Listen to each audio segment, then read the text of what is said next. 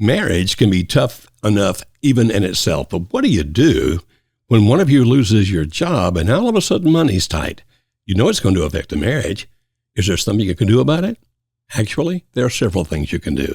Let's talk about that on this episode of Relationship Radio. So, Kimberly, in this particular economy, and it could happen anytime, no matter how robust the economy, people sometimes lose jobs. And like even jobs that were paying big money, like in the tech sector that has laid off so many people. And those were pretty high paying jobs. And all of a sudden, people with a certain set of skills and the other companies that would hire them aren't hiring because they're also laying off people. And you look at that and go, oh my goodness, does that mean we are not going to survive? And if you think about it as an individual, it's tough enough. But I guess an individual could wind up finding a bunch of other single guys or gals and all renting an apartment together and somehow surviving, or go back to live with mom and dad. But when you're married, and particularly if you already have children, this can be pretty devastating information, right? Yeah. So if that happens in your marriage to either one of you, what's the first thing that the other spouse should do in terms of trying to understand?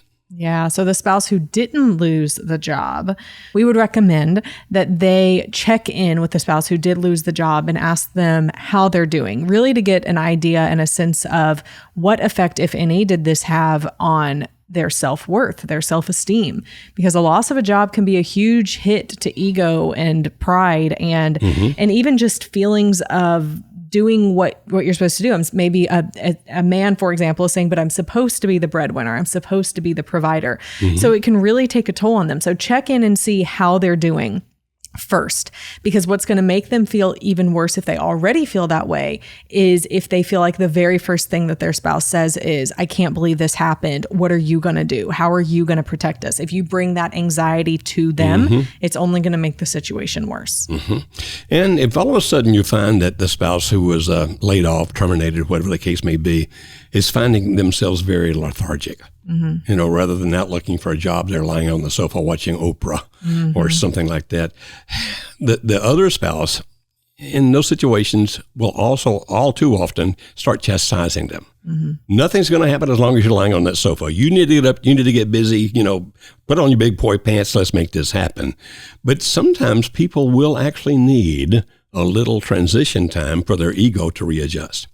And you might want to look at something online called a PHQ-9. It stands for Public Health Questionnaire, PHQ, and there are 9 questions there. If you score them honestly, it'll give you an idea as to whether or not somebody is depressed to the level where they need help. Now, it's not a diagnostic tool. It's just a screening tool. But you might want to honestly take that and have your spouse take it as well. Be honest with this. And if we see that there's some depression going on here, which would be a natural reaction for many people, we may also need to go see our doc. And there are many medicines for that are generic. You can get prescriptions for $4. And if people are saying, I don't need any medicine, well, it's your business as to whether you take it or not. I'm one of these people who thanks God that we have medicines like that. But if you have a depression, anxiety, things like that, you need to deal with it. The fastest way will be a script from your doctor. A longer way would be getting therapy or counseling, but that also is going to be more expensive because now you're going to have to go for several visits. So deal with those things. And so if he or she is lounging around the sofa for a while, don't get mad at them. They may be going through a period of depression.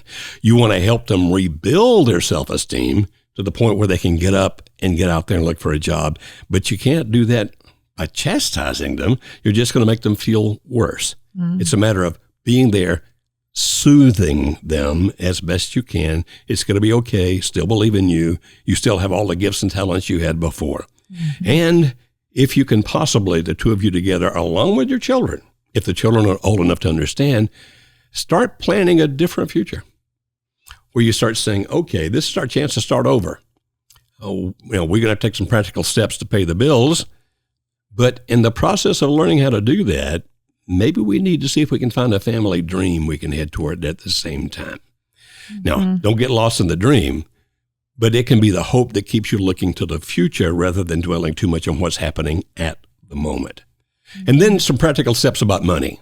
Yeah, absolutely. So this is a great time to reassess the lifestyle that you're living, the quality of life that you currently have. If you've been going to the local coffee shop every day and getting the, very complicated order with almond milk and extra hot, and that would be the kind I would get. But it's, $7.50 for a cup of coffee, which is ridiculous. If you're doing that every day, maybe it's time to scale that back. Maybe it's time to stop shopping on Amazon because we buy a lot on Amazon. We don't realize how much we're spending, and to just really begin to watch the budget.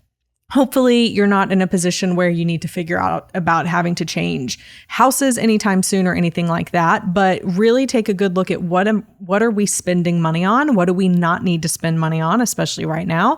Where can we save? And what can we begin to do to change our lifestyle so that we can get through these next several months until a new job comes to place? Which is one of the main reasons that you want your children involved in this process if they're old enough to understand. Because otherwise it's going to be like, wow, all the other kids have this, all the other kids have that. Why don't I have this? Why don't I have that? And if you involve them in the process, look, we're in a slump right now, and doesn't mean we're going to live like this forever, but this is the situation today.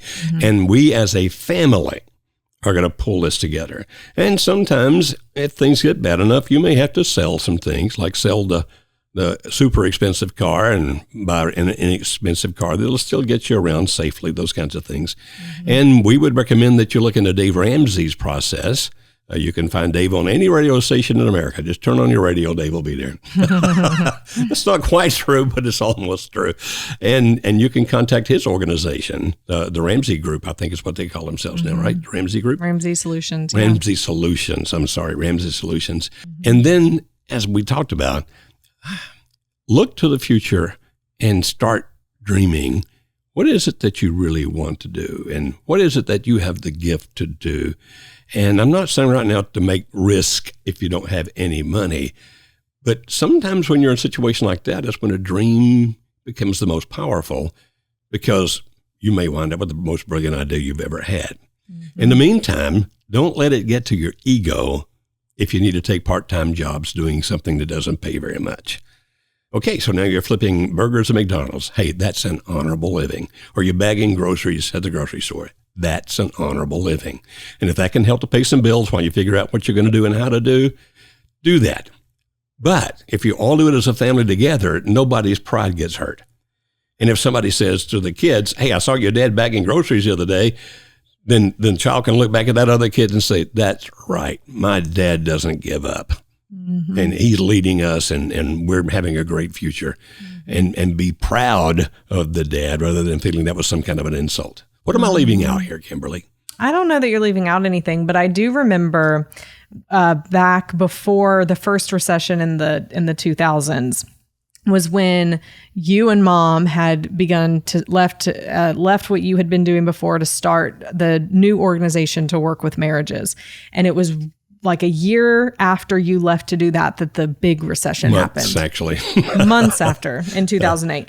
And I had just gone off to college on top of that. And I remember the next year especially, but the next couple of years were very financially difficult for the family. And this is what we did. I mean, I remember having the conversation and realizing my college isn't going to be paid for. Like, I'm going to have to figure out how to pay for my college. Thankfully, there was a lot of scholarships and grants that I was able to get, but I never resented that. I've never even thought about that. It was just what we did because I understood what you and Mom were trying to do. And, ended up getting my own job so that I could be able to pay for things. Also, because of the job that I had and the money I had saved, was able to pay for my wedding along with some from you and Mom, because you were still going through that hard time. So those are things that I never thought I was going to have to do, but I was happy to do it because it's what we were working towards as a family. And therefore, we recommend you do it as a family. So don't just think everything's going to be better tomorrow. Don't chastise the person who gets down or depressed about it. Work together, all of you. Find people like Ramsey Solutions that can help you do things and whatever job you can find. And you'll make it.